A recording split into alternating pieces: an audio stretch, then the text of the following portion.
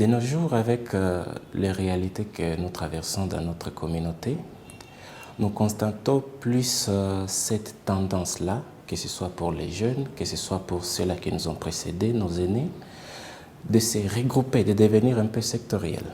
Où vous allez voir les gens, ou soit les ressortissants de telles communautés, avoir tendance à toujours se regrouper entre eux, que ce soit en termes d'opportunités, que ce soit en termes d'autoprotection. Ils vont toujours avoir tendance à se regrouper entre eux. Et du coup, vous allez voir que cela crée comme une barrière de coopération entre des communautés, que ce soit dans notre région et ça se voit même dans plusieurs autres pays. Et l'inconvénient en question, c'est le ralentissement au développement.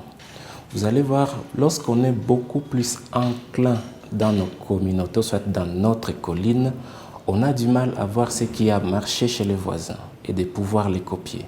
Et vous allez voir que les jours vont passer, les années vont passer, mais cette communauté est restée sur place. Il n'y a pas eu de développement. Pourquoi? Parce qu'on est resté dans nos coquilles. On n'a pas voulu s'ouvrir aux autres. Et là, c'est un grand danger. On dit toujours, on ne reste jamais sur place. Soit on avance, soit on recule. Et pour qu'on avance, on a besoin toujours des autres personnes.